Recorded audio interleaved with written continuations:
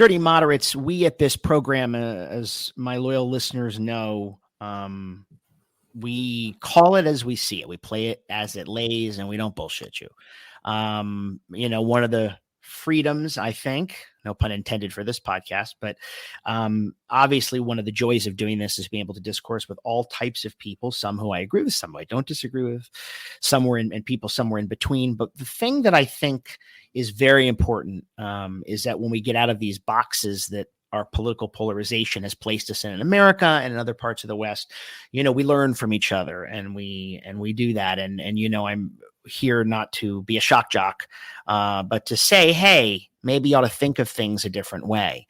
My guest today is a perfect person, a person who exemplifies what I'm talking about, but the kind of person who many people on the left might not expect to hear from. As a young girl born in Canada to a very strict Islamic household. And yes, it was a strict Islamic household. That's okay to say. Okay, we're not Islamophobic. We're just called as we said, and she's going to tell you it all. If she missed a word of her Koran reading, she was beat until her feet were bloody and raw. The Canadian government told her there was nothing they could do because, quote, this is your culture, they smugly told her.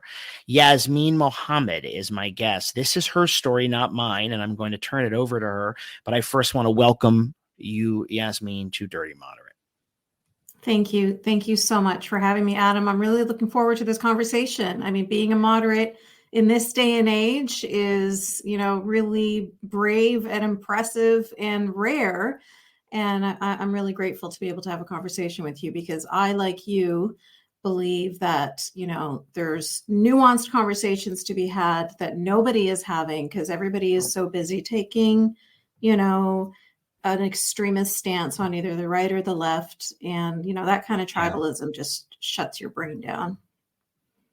Yeah. And unfortunately, and that's why I want to dive into with you, taking positions that, in sort of the abstract or even spiritual, non-religious sense, consign a lot of people to horrors and tyranny and oppression in ways that they may not think they're doing because they're sticking up for one kind of pseudo-ism or theory that's abstract to them. I'm talking about mainly the left here that, aids and abets movements in the name of resistance that do horrible things to people. And then this is not new to the left. I mean, it took the left a long time to admit Stalin had gulags, that Mao's Little Red Book was a murderous book, that Pol Pot did what he did in Cambodia. I mean, it's that Idi Amin was a mass murderer, that the UN Third World Bloc, which is still there, does everything it can to thwart democracy and freedom unless they're beating up on Israel, the United States, then they're freedom fighters, as you know.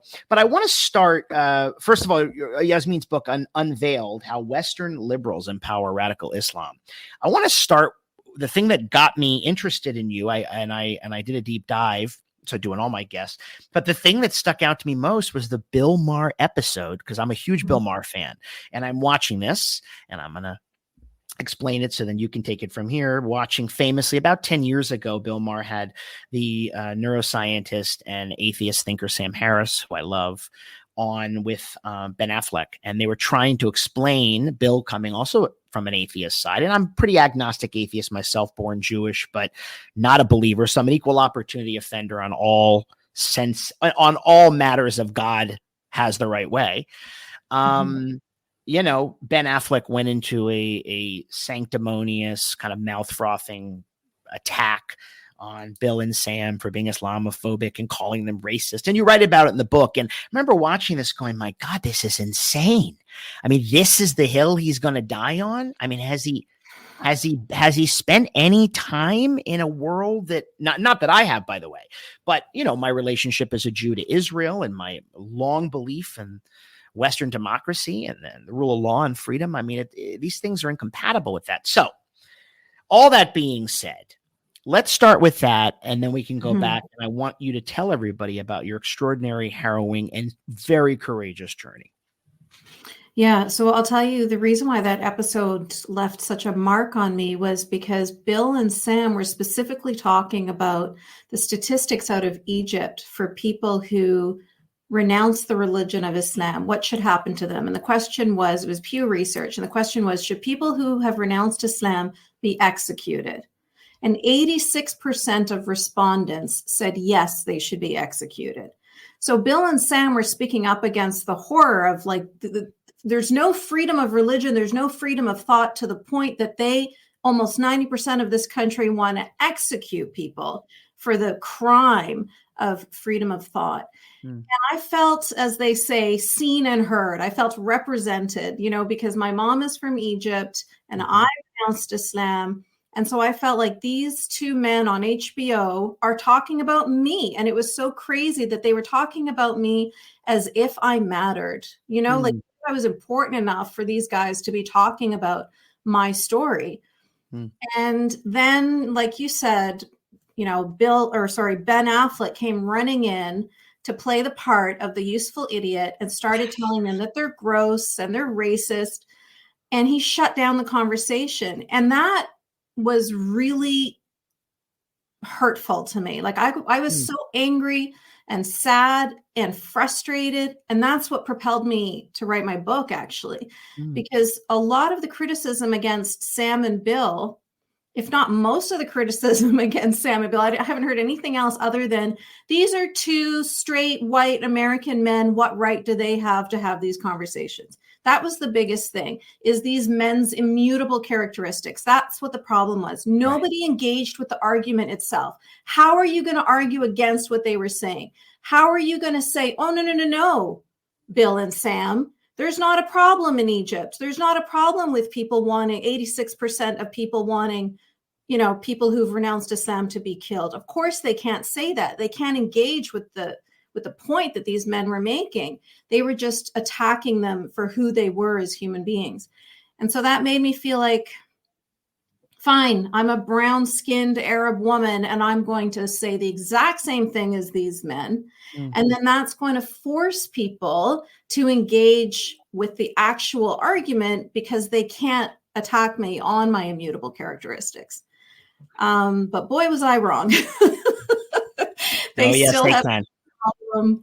Yeah, they've got no problem calling me a white supremacist, Islamophobic, racist, xenophobic, blah, blah, blah, blah, blah, whatever, the whole, whatever they can think of, it's all absolute nonsense, and it's meant to silence me.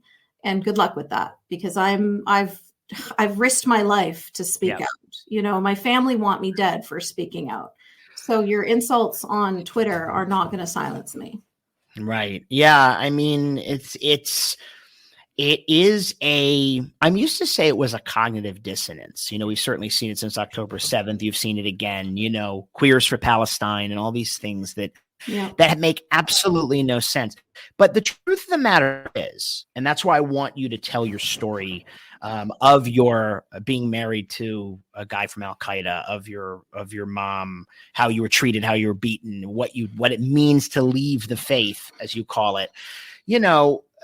It's more than a cognitive dissonance, because you have people who, for some reason, can find common cause and make allyship with really evil people and evil ideas, yet in the name, paradoxically, of justice. It's a fascinating phenomenon. There is the being blinded by identity politics, which is a huge thing. I do think that, and I've always said this, I have no data, that I think far too many white progressives are just guilt-ridden, probably secret racists. No, I do, who probably don't like Islamic people. Whereas I look at it and go, why can't the brown-skinned woman have a better, freer life? Why does she have to be put through this? Don't we all want that? Like I say, hey, I'm a Zionist, but I want a Palestinian state. Okay, so you guys have to choose at some point to want a better life. I mean, it's not all the same thing, but it falls under the same rubric of, we're all human beings. You have agency, and look at, you have agency, and your agency is what made you, rip the Band-Aid off and change your life and risk your life. And you deserve, it's not even applause. I mean, you deserve our greatest thanks. Those people in the world who've been fortunate, like me, like the many who criticize you, but I'm here to say what you've done is more than noble, because you're speaking up for all these people, millions and millions and millions of people who don't have hope for a better life. So we sound more progressive in a lot of ways, even though I'm a moderate. I can't assign a category to you, but you know what I'm talking about. Yeah, no, absolutely. The what is called progressive these days in so many ways are regressive. And one of those examples is what you just described there, is how they could possibly look at terrorists and the kinds of absolute atrocities that they committed on innocent people, whether they were going to a music festival, whether they were just in their homes. We're talking men, women, children, babies, elderly, unspeakable things that we all know about, and I don't even want to repeat right now. Yeah. And they can still somehow look at this group and call them freedom fighters and say, that's not terrorism, that's resistance, and to find all sorts of excuses and all sorts of justifications. How can you call yourself a progressive? Yeah. What is it? What are you progressing towards? That's absolutely despicable and inhuman. And well, there's a it's a cognitive dissonance, also an intellectual confusion that happens, because what ends up happening, an ideological confusion might be even a better word. The progressive movement grafts American identity politics and especially race relations on a completely different world and a completely different using a completely different mindset, and they apply the same rules. It makes no sense, but right, it's like, oh well, the Palestinian cause is now the Black Lives Matter cause. Really? Yeah, I missed the memo. I didn't get the memo on that. I really, that's the same cause? Because I don't think so. And and the same thing. So brown people therefore are marginalized. Exactly. Therefore, I'm an oppressor. You're all brown, so it's all the same issue. Right. Well, as if that's not racist, right? You're all brown. So yeah, you all think the same way. And so, but speaking of that, I do want to get into the I'll get to my story. No. I know you will. I just love hashing this stuff out as a rubric for us to be under, Yeah. All right. Take us from the beginning. And folks, again, the book Unveiled, How Western Liberals Empower Radical Islam. Yes, it's called Radical Islam for a reason. Yasmine is going to talk about it. Not to keep saying it sometime to people because, pearl clutching starts. It's like, well, you don't live in the real world, and Yasmine did, and let's do it. All right. Yeah, absolutely. So my dad was born and raised in Gaza. My mom born and raised in Egypt. Yep. And when he was about 18, Gaza was under Egypt's rule. Before Israel, he could, right. And so he could go to university in Egypt for free. And so that's what he did. And that's where he met my mom. Mm. And then the two of them, after they graduated, they moved to San Francisco. Mm. And in San Francisco, they had my sister. And then after a while, they decided they wanted to move to Vancouver, Canada. And that's where my brother and I were born. Mm. And that's also where their marriage fell apart. So my dad moved to the other side of Canada, and my mom was left with 3 kids, single mom to 3 kids. And she started looking for just community. She started looking for support. And so she went to the local mosque. It's important to clarify that neither my mom nor my dad were raised in religious households. They were both just like open-minded, secular people. Like, yes, they were Muslim because, that's the community and the culture that they grew up under, but they weren't practicing. But when my mom went to the mosque, she wasn't looking for, religious salvation or anything like that. She wasn't going to pray. She was just looking to maybe find other women that spoke Arabic that she could feel connected with. You know what I mean? Like, she's just feeling alone. She's a single mom to 3 kids in a new country.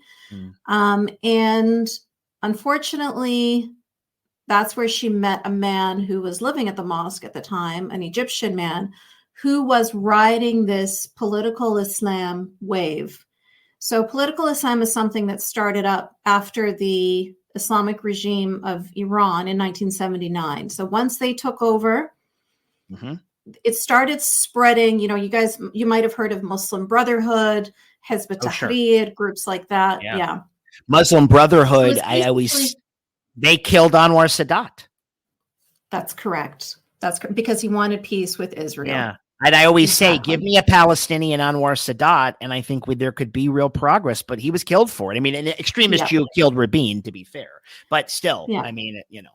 Yeah. And he, so So this was all exactly what you described. So this was all starting all over the Middle East and North Africa, this kind of,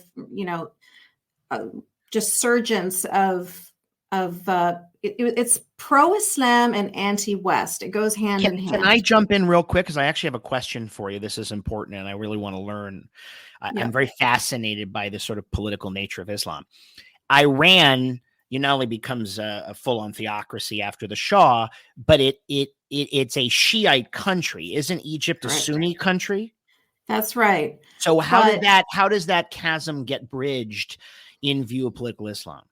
Well, yeah, it's like Iran is the one who funded Hamas for October 7th, right? Yeah. Yep. So there's a saying in Arabic, it says, my brother against my brother, me and my brother against my cousin, me and my cousin against the foreigners.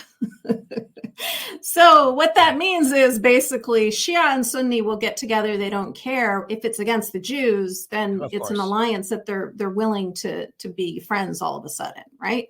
If they've got a bigger enemy that they both enemy of my enemy is my friend kind of idea. Exactly that kind of sentiment. Okay. And so when my mom got caught in this ride of Islamization, it started in Egypt. You talked about Anwar Sadat. He was the president of Egypt at the time. Right. So Egypt is where the Muslim Brotherhood started. This all happened after World War I, right? It happened after the Ottoman Empire fell. Yes. They all decided, how are we going to spread Islam again without using the sword? The first time we did it through raping and pillaging. We can't do that this time. We have to find another way. And so they actually came up with a 100-year plan where they spelled out exactly how they were going to do it. And they've been following their plan perfectly. And so what they did in Egypt and everywhere, Tunisia, Algeria, Iraq, Syria, all over the place, Yemen, all over the Middle East and North Africa, they played the same exact game where they acted as if they were the progressives, they were the humanitarians. They did it in Gaza too.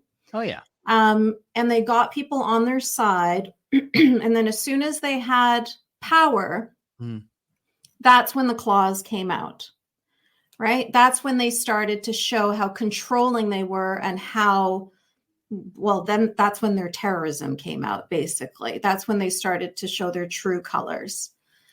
And so that is the ideology of Islamism. It's you stay peaceful and, you play the game until you have enough power. Then once you have enough power, then you can start to wield that power in whatever way you want. But until then, you have to stay quiet and play the game until you have enough of a whatever it is. So whether it's whether you have enough of a strong voting block or whatever it is. So my mom got caught up in this, hook, line, and sinker. She became like a born-again Muslim. She started going to Al-Azhar University in Egypt, which is like the most prestigious Islamic university, Sunni Islamic university. Her idols were all people like Sayyid Qutb, Hassan al-Banna, like all of the Islamist leaders that really hated the West. And their answer to the West, their answer to democracy, to freedom, to everything Western was Islam. And they said, Islam huwa al-hal, Islam is the answer. And so to all of life's problems, Islam is the answer. Right. And so you would have seen, like when my mom grew up in Egypt in the 60s and 70s, everybody would have, she didn't grow up in the 60s and 70s, but before she left in those days, it would have been, people are still, wearing mini skirts, they're living life normally, but by it was kind of secular in a way, like you said. It was people could dress, open-minded. Women could, right. Yeah. Yep. And for my mom to go to university was fine for her, but it wasn't fine for me. Right. So she just it's like the gauntlet fell at that point. It's like, no, now we're going to be religious. And now I'm going to make up for all of those years that I was irreligious with you. You're going to be like, you and your brother and your sister are now going to be like my penance. So we had to be extra Muslim so that she could make up for all of her years of not being religious. So her, she thought that she would repent by having the most pious children. And she became the leader of the Islamic studies department at the Islamic school that we were forced to attend. Like, she just totally joined this thing. Like, it's a cult, basically. She joined this cult and she was abducted. Like, couldn't even recognize. Yeah. Couldn't even recognize my mom anymore, Adam. I have to take it back to the beginning when she first met this man. And he came into our home and everything was forbidden. Everything was haram suddenly, right? So we went, like, suddenly he's like, you're not allowed to ride your bike. You're not allowed to go swimming. You're not allowed to have non-Muslim friends. Oh. Like, I used to go down the hallway. We lived in an apartment building and I'd play Barbies with Chelsea and Lindsay every day after school. And now it's like, nope, they're non-Muslims. You're not allowed to go to their house. They're not allowed to come to your house anymore. And he took my mom's records. This was I think this was the point when I realized, like, okay, everything has really changed in my life now. My mom used to love country music. She'd listen to Dolly Parton, Hank Williams, Kenny Rogers. The house always had music playing in it. He sat us down on the carpet and he took my mom's records and he started breaking them. And then he handed the shards to us and he told us to break them too. And I looked up at my mom and I didn't even know who she was anymore. She was just had her head down, looking down at the carpet and letting this man break her stuff, letting this man come into our home and break her stuff. And I just couldn't believe it. I was like, if my brother came into my room and started breaking my toys, I would be livid, but she had no reaction. And that was the beginning of the end, like when I say she was abducted into this cult, that's what I mean. Like, she just disappeared. Was your mom, here's what I want to ask you, was your mom, obviously, and of course, Islam is not the only one, a lot of the more dogmatic parts of any of the Abrahamic faiths are deeply patriarchal. Islam, especially, Judaism is too, and the far Orthodox. Was your mom, obviously her bowing her head is you have to be completely obsequious to this man, right? That's goes without saying. But prior to that, was she a woman who felt empowered? Was she like a forward-thinking woman who believed in feminism, or was she non-political, or where? I mean, in other words, all of a sudden to be almost subservient seems like such a seismic shift. What was she like before? Huge seismic shift. So I'm going to give you a little inkling of who she was before. Okay. When she brought my dad home to her family and said, this is the man I want to marry. Palestinians have a really bad reputation in the Arab world. Arabs are really racist or bigoted towards Palestinians. Okay. Egyptians especially, right? Who is Palestinian? I missed that. Who is my Palestinian? dad? My dad is from Gaza. Oh, from Gaza, right. Yeah. Okay. And when my mom said she wanted to marry this man, her family basically told her, like, we would rather if you married a garbage man, an Egyptian garbage man, rather than marry a Palestinian. And she's like, he's educated. His family works in Saudi Arabia. They're well-to-do. Like, there's all this, and they're like, who cares? At the end of the day, he's a Palestinian and we do not give you our blessing. And she said, I don't care. I'm going to marry him anyway. So that's who she was. She was somebody who defied her family and who just did what she wanted to do.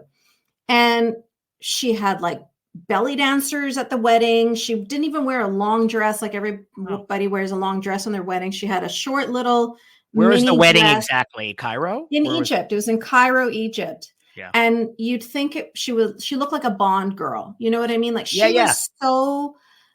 was so not subservient whatsoever. She was like such a opinionated, strong woman. Yeah. And when they went to San Francisco, She was like, my dad was not the kind of person who, you know, like he wanted her to work. He wanted her to enjoy America as much as he was, you know.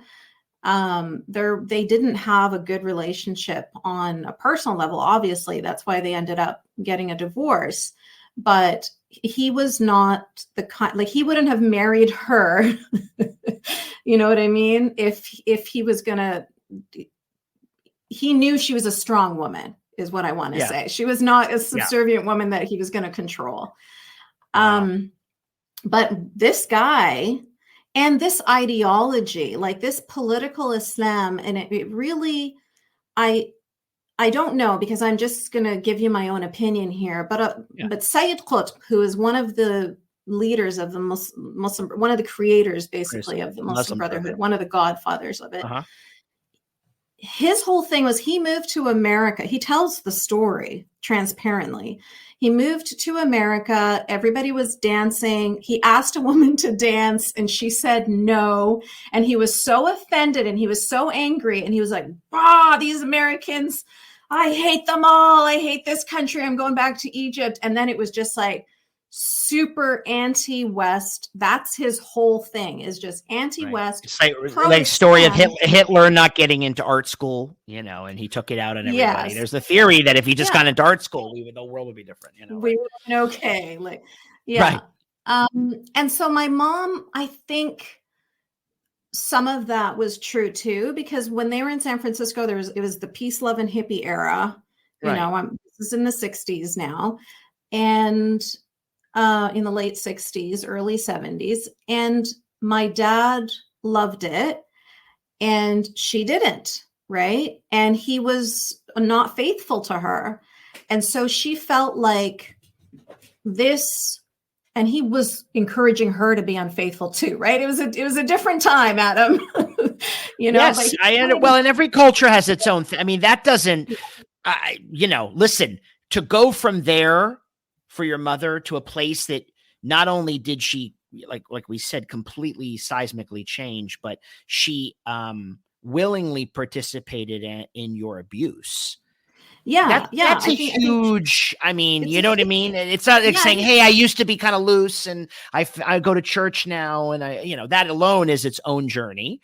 This is something else. It is something else completely. Right. But I meant to make that parallel that I think she had a lot of anti-West sentiment that propelled her into this, just like Sayyid Qutb was propelled into this. And she got that from where? Just from the world. From that man. So sorry, I'm jumping all over the place, but that the man who broke your records or broke her records. That man, yes. She married him. Even though in Canada, it's against the law to have more than one wife, Islamically, a man can have up to 4 wives. So this man was already married. He already had 3 children, but he took my mom on as his second wife. So she was like wife number 2. Right. And so the first wife was the legal wife, and my mom was just an Islamic wife. So she didn't have any legal rights or anything, but Islamically, this was her husband. And so that was it. It's like you described. After that, it was, you have to memorize Quran. You have to pray 5 times a day. We got put in hijab. We got sent to it, or my sister and I got put in hijab. We got sent to Islamic schools, and everything completely changed. And I always felt a sense of resentment and sadness and hope that my mom would snap out of it. I just, because I remembered those days beforehand and I wanted those days back. And it's kind of, it's childish, but you'll get it, and your listeners will get it. My sister was 3 years older than me, and she had been allowed to go to sleepovers. She'd been to like a birthday at McDonald's. Do you know what I mean? Like she'd done all of these I had one things, of those. Those are great. Right? It was like, you're a celebrity if you're going to have a birthday at McDonald's in those days. Sure. And she got to do all those things, you know, but I was still little. So I didn't get to go to any sleepovers yet. And this man came into our lives when I was 6 years old. And then he suddenly said, you can't, everything is forbidden. Even birthdays are forbidden, right? Obviously, I'm not going to have a sleepover at my friend's house if I'm not even allowed to see any non-Muslim people or be friends with them anymore. Right. And so I was really, and also I was on a tricycle. And the next, I was supposed to learn how to ride a two-wheeler like my big sister. But then suddenly, no, bikes are haram too. You're not allowed to ride a bicycle. And so all of these things that I was looking forward to when I was 6 going on 7 were just like taken away from me. Yeah. And so I always yearned for those days back again. And they never came back. My mom never snapped out of it. She just continued to get worse and worse and worse, deeper and deeper and deeper. And you described what happened to me when I was 13 years old. When one of my teachers asked me what was wrong, because he could tell that I was upset. He was my drama teacher, Mr. Fabro. He wrote the foreword for my book. Wow. Oh yeah. I saw that. Yeah. I know you're a drama teacher. Yeah. You a Yeah, theater he was my person? drama I was teacher. I was a theater producer. Yeah. Oh, really? Cool. No, I wasn't. Yes. I just was, because he was my drama teacher, we were closer than you normally would be in an academic class. And Yeah. I trusted him and I felt comfortable with him. And I told him what was going on at home. And like you mentioned, it got all the way up to family court. And they told me, this is it. This is your life. This is your culture. There's nothing we can do to help you. So at that point, I started to finally stop resisting. You know, I stopped pining for those days of before I was 6 years old, you know, because I felt like, well, that's it. What else are you going to do? It's the police, child services, the family court. Like, where else am I going to go for help if these guys won't help me? There's nothing else. No. And so I gave up. Yeah. But still I had in me this spirit that my mom hated. You know, I wasn't subservient enough. I asked too many questions. And she just felt that I was not conforming the way she wanted me to conform, even though I did everything. You know, I wore hijab, I went to school and came straight home. Like I did everything, but it wasn't good enough. And once I graduated from high school, we went to Egypt on a family holiday, and I woke up one morning and my whole family was gone. They'd all just left. I was left there in Egypt without my consent or knowledge. And the reason was my mom figured that if I was in an Islamic country, that it would be easier to control me, and I wouldn't be looking towards, you know, liberty and feminism and Were you equality. left? I'm sorry, you were left in a hotel, in a house? No, I was left with my mom's twin sister. Okay. And how old were Yeah. you? 18, you said? 17. Yeah. Wow. Oh boy. Okay.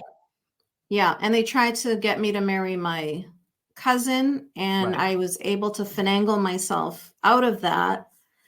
But at this point now, my mom was really, I mean, she'd been disappointed in me before, but me refusing to marry my cousin was an embarrassment for her. Like, she felt like I had really dishonored her in front of the whole family. Everybody knew I was supposed to marry him, and now everybody knew that I was defying her. And so it was like more than she could bear. She was so angry at me. And I want to highlight a moment that you wrote about in the book. I believe it's in the book. If it isn't, it might be from somewhere else. I read it, but in defiance of your mother in 2004, you removed your hijab, and you were called a filthy prostitute.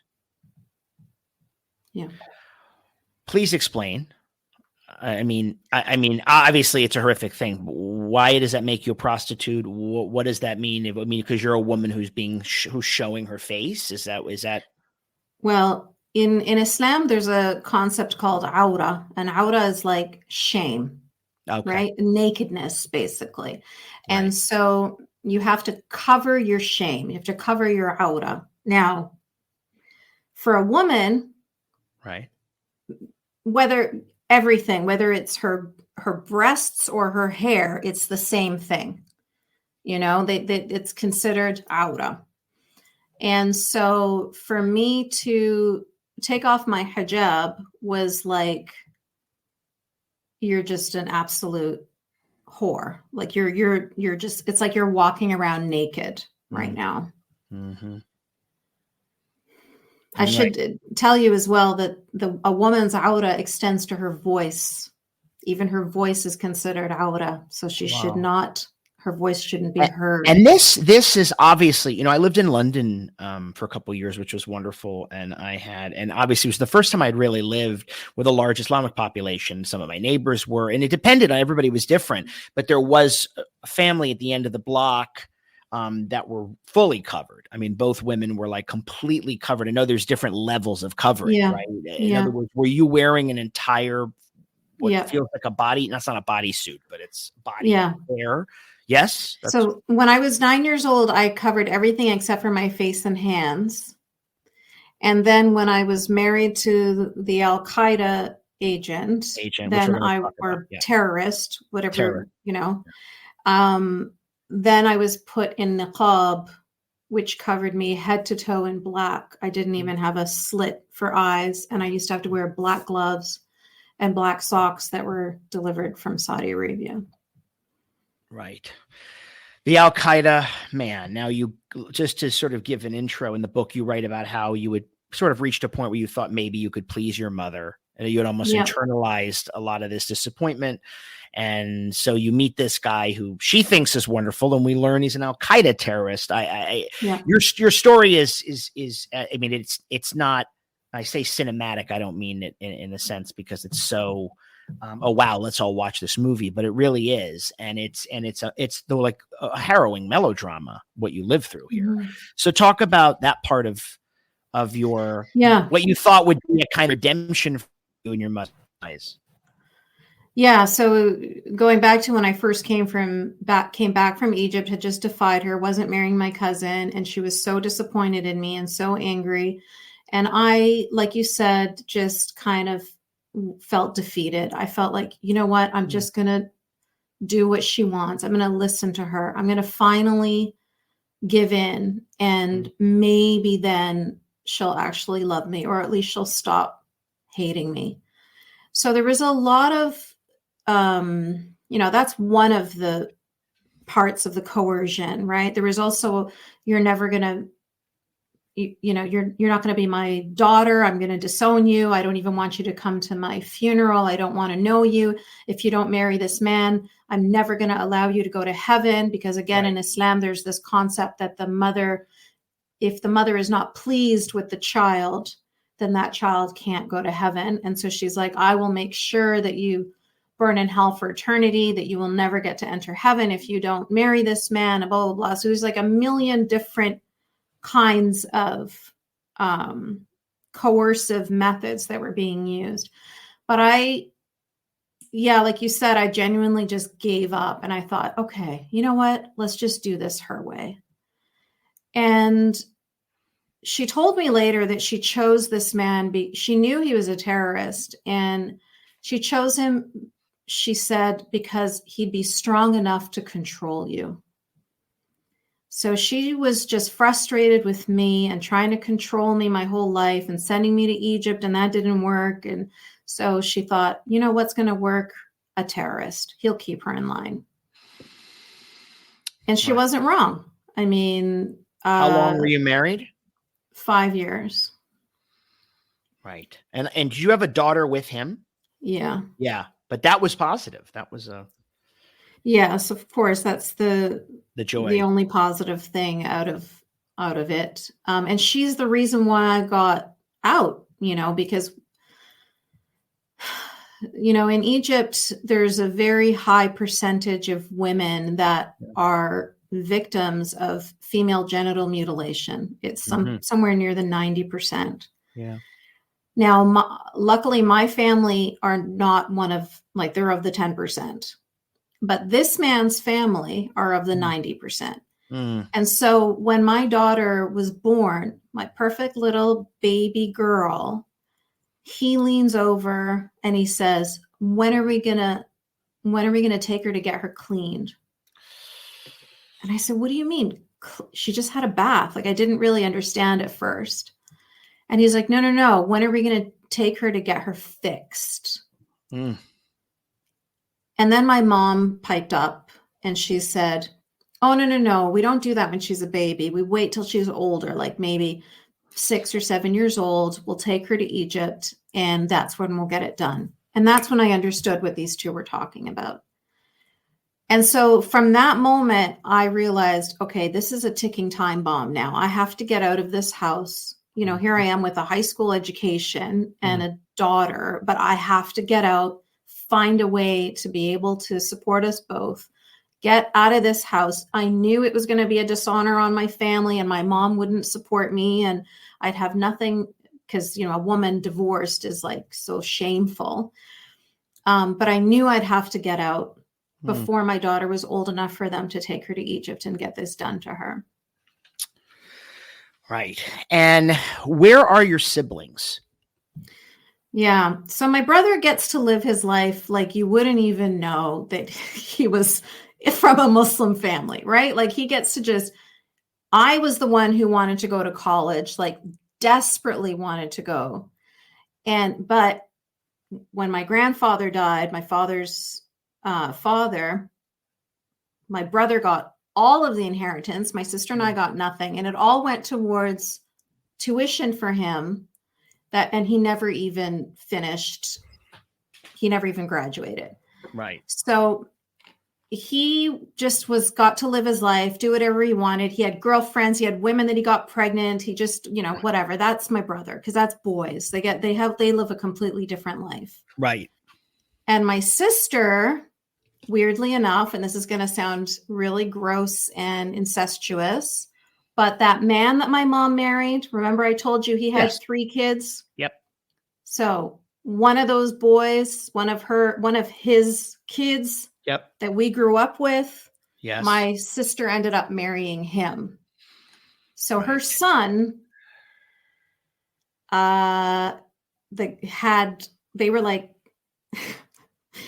it was just such a, it was really gross. It was really shocking for me. But that's the way it was. Because as far as I was concerned, this guy was like our stepbrother, you know? Yeah. But she married him and she was very much the perfect daughter to my mom. She never pushed, she never questioned, she didn't give her any trouble, opposite of me.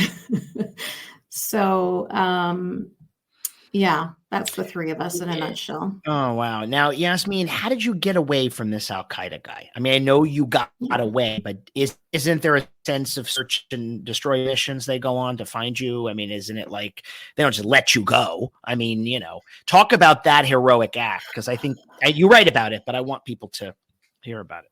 Yeah. I mean, it's a long series of convoluted events, as you know, because you've read my book. And I often say, if not for the flap of a butterfly's wing, I wouldn't be sitting here talking to you today. Like it was all very just lucky and wonderful people that were able to come into my life at the perfect time to help me.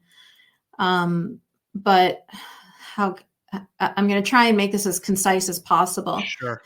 So basically, I knew I needed to get out of that house, but I didn't have the courage to get out fast enough. And then I found out that I was pregnant again. And once I found out that I was pregnant the second time, it was like I truly gave up. I was like, well, that's it then. You know, we're moving to Peshawar and I'm going to be a terrorist's wife. Like, what else am I going to do? I can't support 2 kids. And then when I went for an ultrasound, we found out that the baby didn't have a heartbeat. And so they scheduled me in for a D&C, and I went under general anesthetic. And when I went under, the nurse told me, you're going to need someone to help you with your daughter because this general anesthetic can make you groggy. You're not going to be yourself. You're not going to be able to take care of your daughter by yourself. Make sure you have someone there to help you. And I told him, I'm going to need a week to recover. And for a week, I'm going to need someone to help me take care of my daughter. And I knew that he was not going to be like, I'll help. Like he never did anything, never changed a diaper. He has no idea. I knew he'd say, go to your mom's house. Your mom can help you. And that's exactly what he said. And that's exactly what I had hoped for, because I knew that getting out of my mom's house would be easier than getting out of his house. Right. And so when I got to my mom's, like I mentioned before, she was the head of the Islamic Studies department at the Islamic school that I had attended. And so I knew the school hours and I knew how long her commute was and everything. And the minute she left the house, I went straight to the Yellow Pages and found a lawyer that I could get to quickly. A lawyer that back in those days, there was something called lawyer referral. And for the first half an hour, you could get a free consultation. And so I had to find a lawyer that was willing to give me a free consultation that day. And it had to be a female lawyer too, because of course I'm head to toe in black.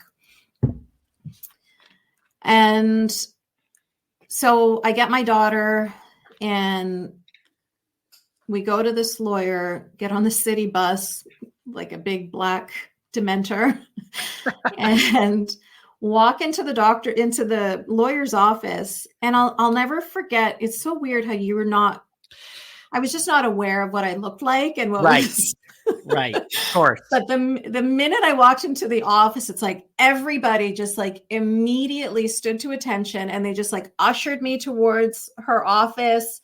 And everybody was like really supportive and helpful because I had said, I need to be out of there quickly because I knew how much time it would take me to get home before my mom got home, blah, blah, blah. And then they realized, oh, wait, this really is an emergency. Like she really does need to get home. And so they were all amazing with like taking all the information that they needed to take. I said, I need full custody. I need a divorce and I need a restraining order. And she was like, I got you. Don't worry about it. Everything's going to be fine. And I was like, you can't call me because these are the days before. Well, I didn't have a cell phone. Some people did, but I didn't. I was like, you can't, this is the number, but you can't call my mom's house. Because what if she picks up, I'll call you to check in. And she's like, don't worry, everything's going to be fine. Right. And she said, he'll be served. And you should, if you don't hear back from me in 5 days, then that means he's been served. If he hasn't been, then I'll need you to call me. If after 5 days, you haven't heard from him. So here I am counting down the 5 days. And then like on day 3 or 4, he comes to my mom's apartment building screaming threats to me in Arabic. And I'm just petrified that somebody's going to let him in the door. And then he'll come up to the apartment.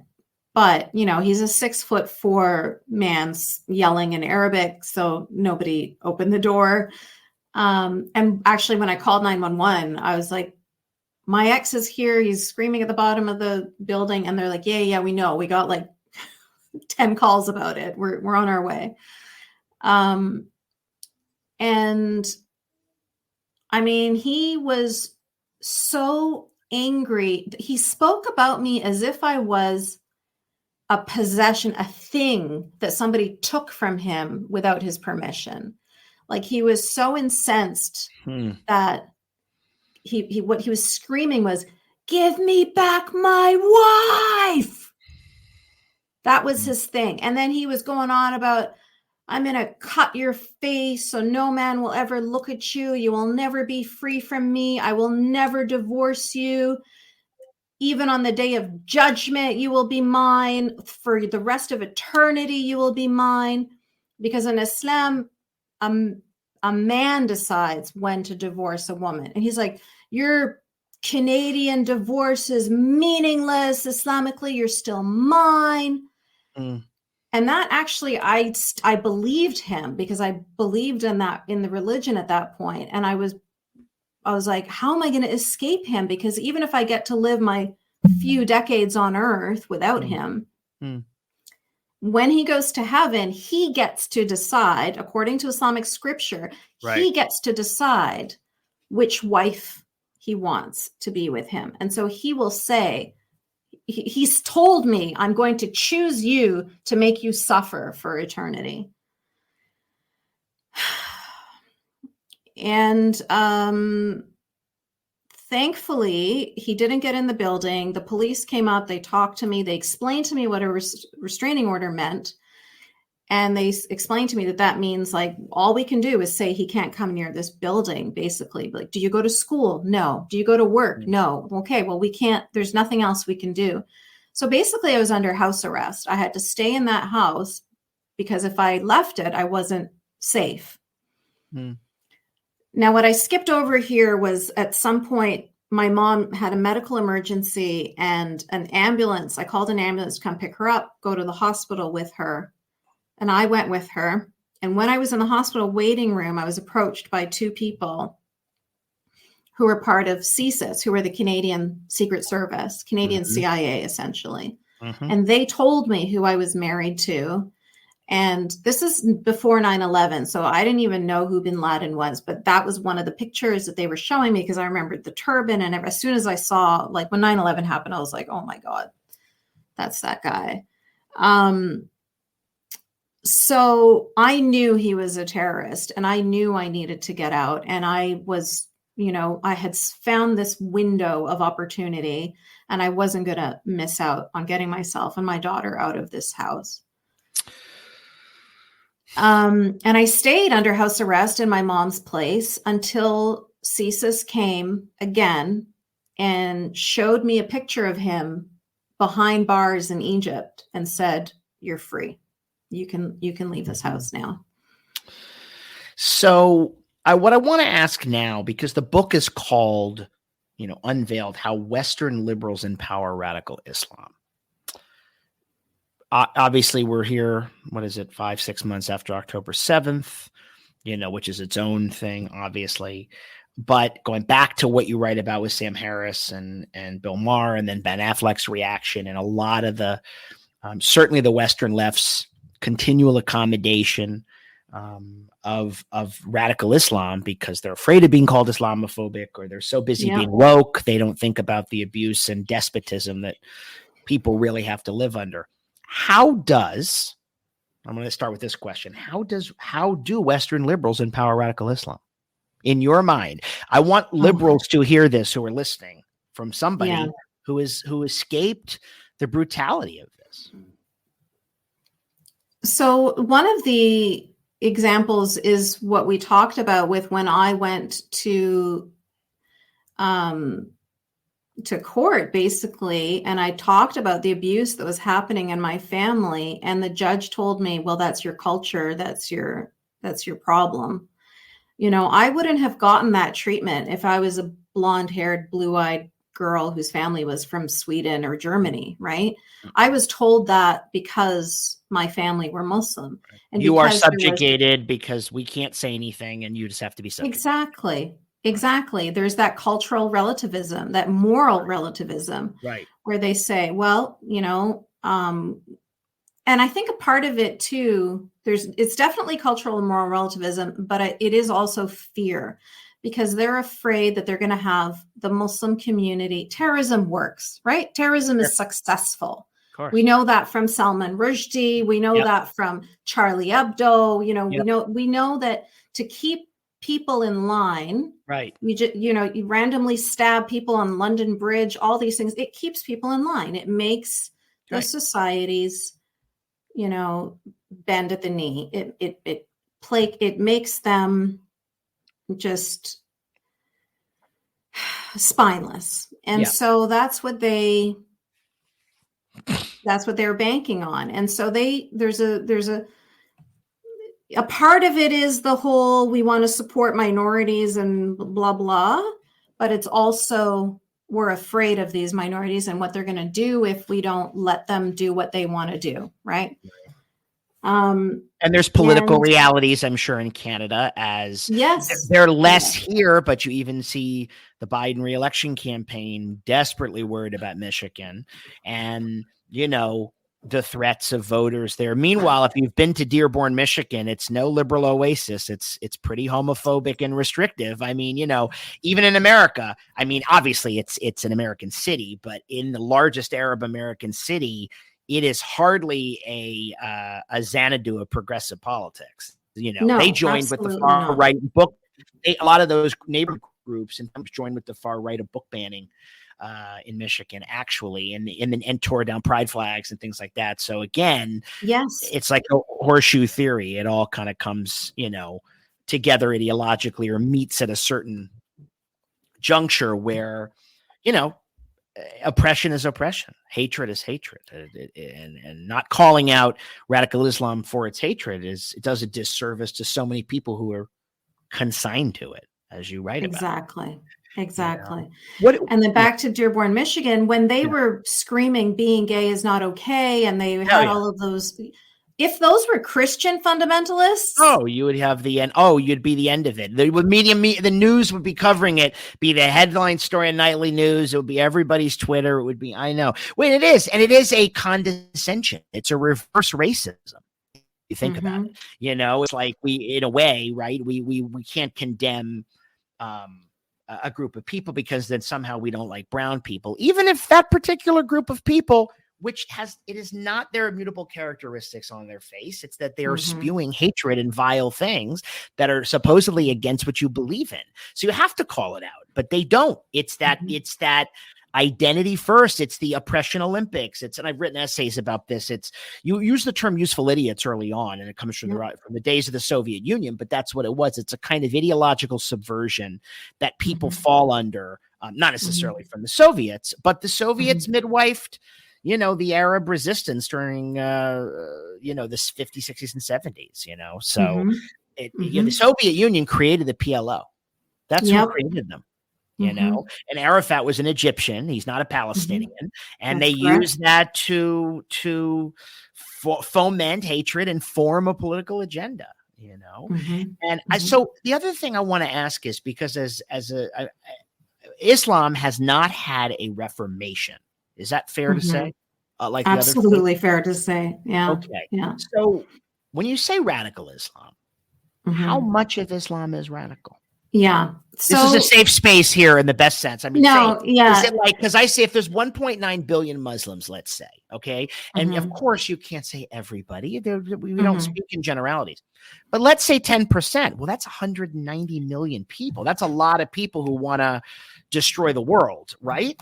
Am I right, wrong? Where am I? You are correct. Now I have to, if I could write the subtitle for my book, I would write it differently. I think the Islam itself does have all these radical ideas. Of course it does, right? But it's like looking at the Old Testament, and some people are going to be Westboro Baptist Church about it. You know what I mean?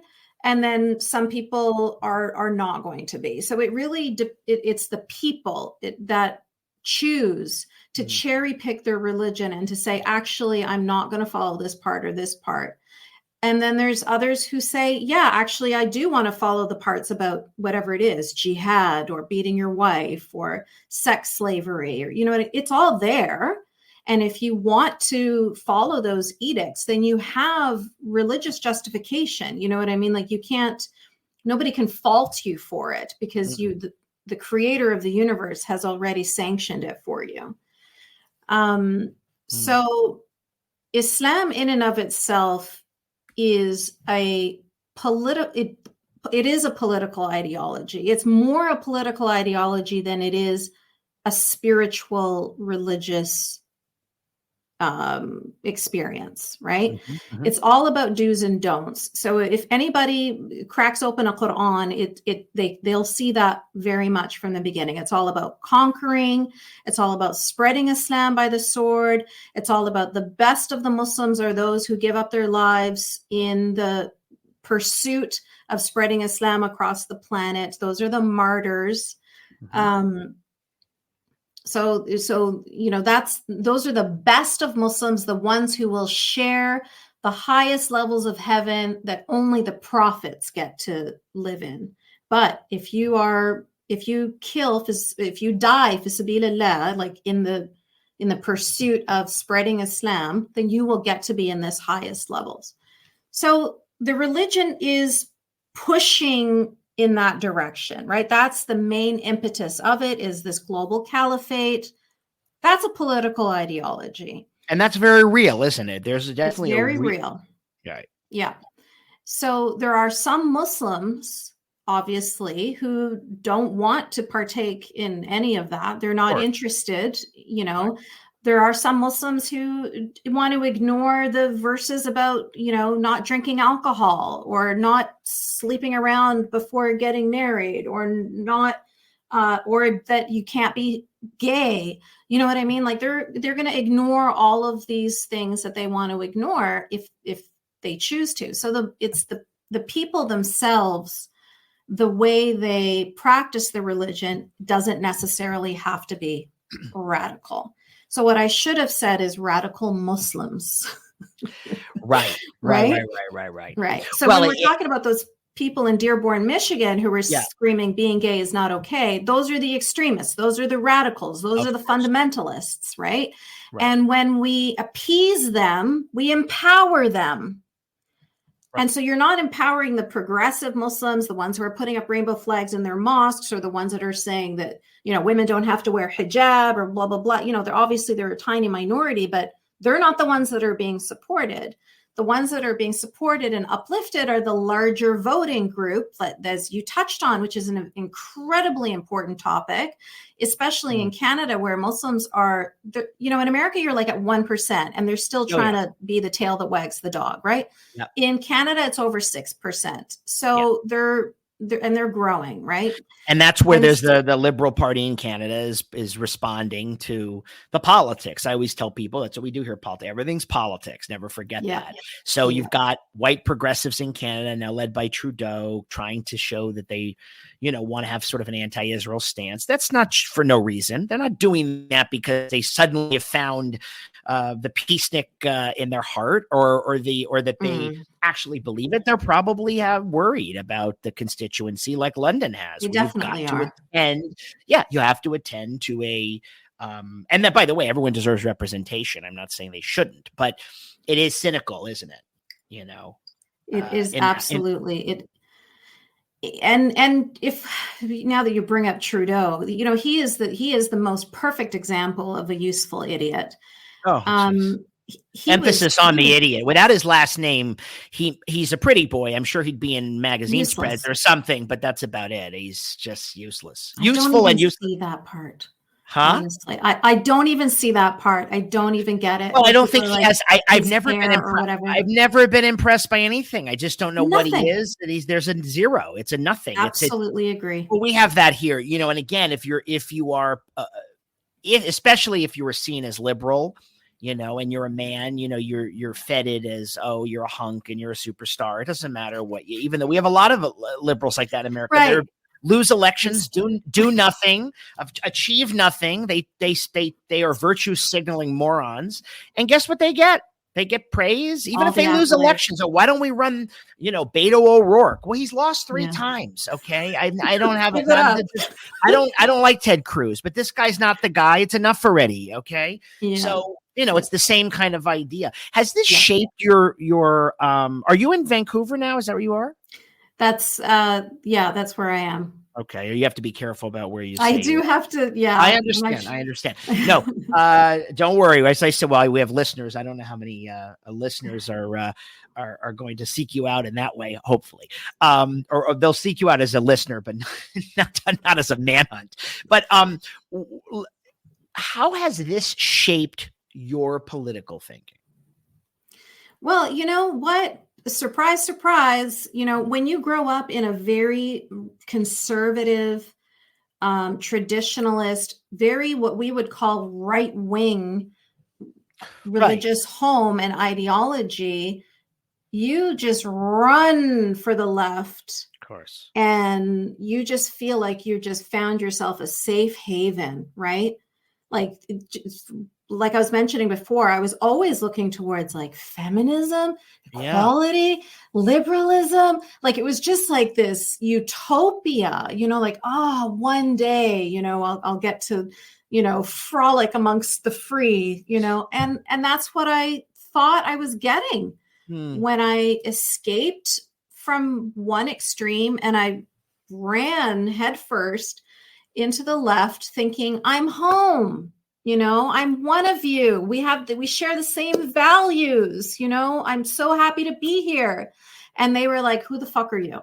Basically, I felt nothing but betrayal. It was really, really sad. Now I'm also an agnostic atheist. I was going to ask what you think. But wait a second. When they say who the fuck are you, you mean who the fuck are you because you left Islam, or who the fuck are you because you're Muslim? What was the problem with? I mean, you fit the identity mold they want. So yes, but I fit the identity, with physically, right? But I was not ideologically aligned. I wasn't saying what they wanted me to say. These were the days of like everything was Islamophobic. And here I am trying to tell my story and talk about my trauma and what I've been through. And nobody wants to hear it. In fact, they want me to stay quiet because it's embarrassing for them that they have this ex-Muslim in the midst. You know what I mean? It was like this dirty thing. Right. They can talk about, oh, I left Jehovah's Witness. Oh, I left Mormonism. Oh, I left Westboro Baptist Church. Oh, I left this, that, and the other thing. And they're all like, applauding them. And I'm like, I left Islam. And they're like, so anyway, a world that's reduced to a reductive, stupid binary, right? Where race, gender, and everything else is on one side and everybody else is on the other as some kind of oppressor, leaves no room for the debate, for the nuance, because you weren't out of central casting. You're supposed to say that everybody in the West is a horrible colonialist and they're just out there to kill all the Muslims and occupy every country, which of course isn't true. As if there isn't a big, huge political, as you would say, radical movement among various terrorist groups to destroy so much of the West. I mean, it's a weird, again, back to what we said, it's they don't want to face that reality. And it's hard to believe they're putting their fear of bigotry. We never want to abide bigotry of any kind, but that your fear of a kind of intolerance of a bigotry, of a faith that could be bigoted too, is somehow supersedes all of your other principles. It's the mind. I hate all the catchphrases because I think they're cheap, but like the woke mind virus, as they say, it's a bizarre, and look, there's plenty of bad faith people, as you know, that hate Muslims and hate marginalized groups and hate blacks, gays, and all that stuff. But there's also a lot of people who I think are just tired of the balkanization of human beings into groups, way that leaves no room to really figure out who those people in those groups are. It's in service of the group. And so has this made you in many ways more small c conservative then? No, I always call myself politically homeless. Me too. Well, that's what I am. I don't know what you want to call me. Moderate. Yeah. Yep. But you're a dirty moderate. I'm not. Yeah, I'm unwanted. I don't want to be. Sorry. I do not want to be on the right. No, and the left don't want me there. And so here I am. You're politically homeless like me. What can you tell as we wrap up here? What can you tell, though, people who are, the social justice warriors? You don't have to speak to people on the far right who aren't going to tolerate anybody. There's nothing to talk to. But for people in the middle, and especially people in the social justice left, please, listen up, folks. What can you say to them, Yasmine, that they need to hear? Because I want to play clips of this. Again, I have a lot of conservative listeners and I have a lot of conservative principles. I mean, no doubt as a moderate, I certainly on markets and government and limited government, certainly not on social issues, but I'm certainly an agnostic / atheist, and I'm an equal opportunity offender with all religions. And I just will not tolerate or abide, some kind of religion as a death cult. I mean, that just is not going to fly. So what would you say to people? I do want to say before I give my kind of final word that I can at least have conversations with conservatives. They're willing to have a conversation. We can agree, we can disagree. Conservatives come on my show all the time. People who Yeah. are doctrinaire conservatives, we have a lot of them. We have a lot of people coming up. They've come on before, they'll come on. It's much harder for me to get real progressives because they don't want to have to defend anything. And I'm not here to gotcha. I do what I do with you, but they don't want to have to even explain why they believe it. And that's intellectually stunted, in my opinion. Absolutely agree. But also they're very judgy. Yeah. You know what I mean? Like you can't disagree with somebody, but it's like, no, you're Nazi. My enemy. You're my Nazi. Right. Right. Well, I said, get ready for this campaign this year that every Republican is going to be called a Nazi when the youthful base of the Democratic Party are literally Hamas simps. I mean, they are. I mean, that's just what they're saying. They may not everybody knows what they're protesting, but the fact that and it's about time to look it up, kids, and people like that. Real quick. Also, do you think, in light of what your view is and what you've experienced, and again, no two countries are alike. And of course, very interesting about it having an Egyptian and Palestinian upbringing, and how Egyptians viewed Palestinians. Do you actually think there could ever be a Palestinian state that will accept Israel, that would renounce terrorism, forget what else is going on? Do you think that's possible? So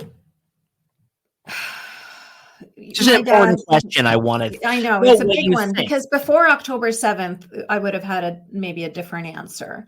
But October 7th obviously has changed everything and has made that question a lot more complicated and a lot more difficult. And, the day after this happened, I wrote a piece where I talked about my dad, who passed away in 2019, who was always fighting for Gaza. He was never an anti-Semite. No. He had, Israelis were still living in Gaza when he was there. You know what I mean? Right. So he, that's the ironic thing here is Palestinians are actually the least anti-Semitic of all the Arabs and Pakistanis, like all the Muslim communities, because they've actually interacted with Jewish people. They've actually met Jewish people. Yes. So it's harder to convince them of this boogeyman evil thing when they've met Jewish people there, but it's much easier to do that in Egypt, Malaysia, Indonesia, Pakistan, Saudi Arabia, Afghanistan, everywhere else, where there used to be Jewish people in Yemen and Syria and Iraq and Morocco and Egypt, et cetera, et cetera. But of course they were all kicked out. They were expelled. Yeah, I know. They were expelled. And so those countries haven't had Jewish people in them for decades. And so they don't know. They're talking about hate for people that they've never met. And it's easier to get them to hate Jewish people.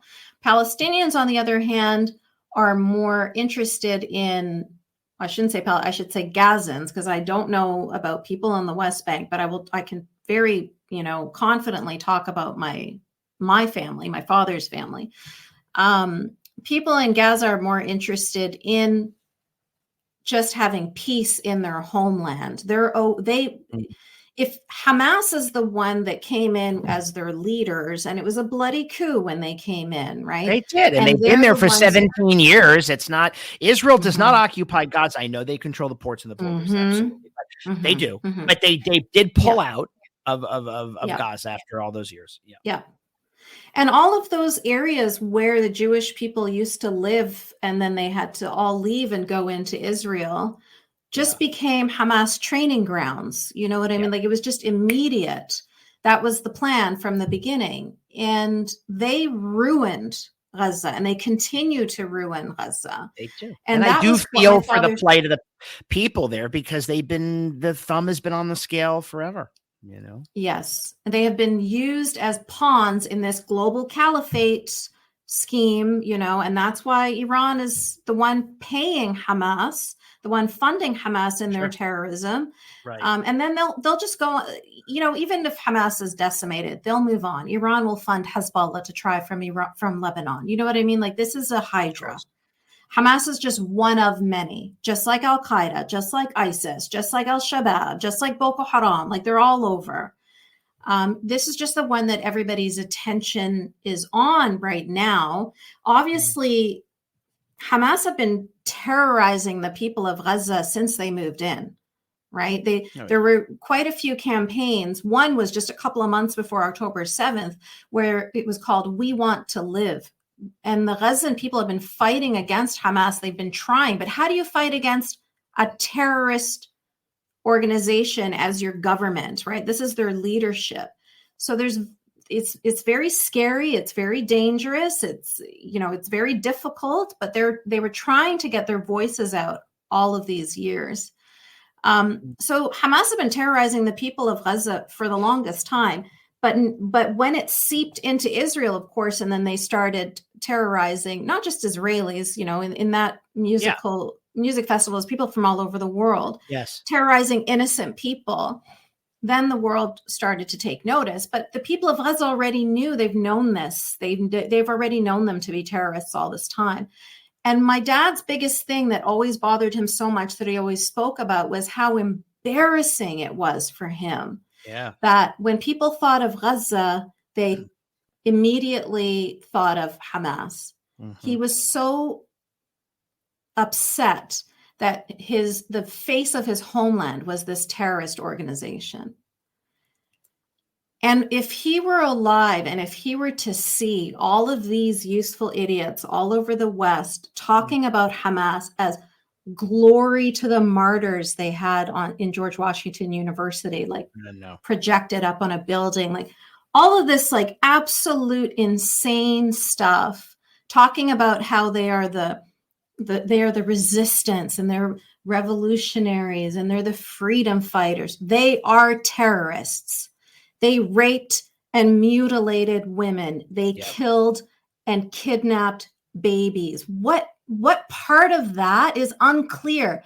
How are we having a discussion about this? Like this, that's not even. Well, and to the point of this, and I'm happy to say it, and I'm not the only one who said it. When Japan attacked and killed 2,200 Americans at Pearl Harbor, what was this famous saying? They awakened a sleeping giant. There was just no way Israel wasn't going to level them, and that's the way it goes. That's it. Yeah. Because 1,200 Jews massacred roughly on that one day was the equivalent of about 40,000 Americans. And if you looked at it from that angle, this is where, again, it becomes a cycle of violence, but Hamas were bloody terrorists before October 7th. Yeah. There was a ceasefire on October 6th. Hamas had repeatedly broken them. And to your father's point, to people's point, it's not as if this came out of nowhere. You can dislike Netanyahu as I do. You can think that some of the settlement policy in the West Bank is wrong. But none of that would change that the Hamas leadership's view of how they want Israel destroyed as part of a global caliphate. That's the problem. Correct. It's not like, hey, I'll give you this. I mean, to Egypt's credit, Israel gave back the Sinai Desert, and they've had a basically peaceful relationship, since the politically, yes. Politically, yeah. Egyptians play the game, though, right? Of course. Just like Jordanians. Jordanians do too, of course. Right. Yeah. I mean, but hey, you know what? If they were Israel's greatest foes and they were taking all the while taking lots of military action against them, if there's not going to be a war and they're going to, again, kind of a frenemy, that's okay. That's better than having people at your border coming over and raping your women and murdering your children. Yeah. I will say, though, that the UAE is a lot more genuine in their, and even Saudi Arabia, Saudi Arabia removed a lot of anti-Semitic hadith from the school books. I heard. That's huge. Right. And so those are real steps towards progress, not just lip service. Yeah. And as you know, and as you've spoken eloquently about it, as your book talks about, all of this all the radical elements of the faith empower people from a young age onward to believe stuff that's part of a very, very, very dangerous worldview that keeps a lot of people oppressed and a lot of people held back. And listen, you wrote an amazing book, and you're here to talk about it. I know you've appeared many where the book came out in 2019, right? Yep, October 2019.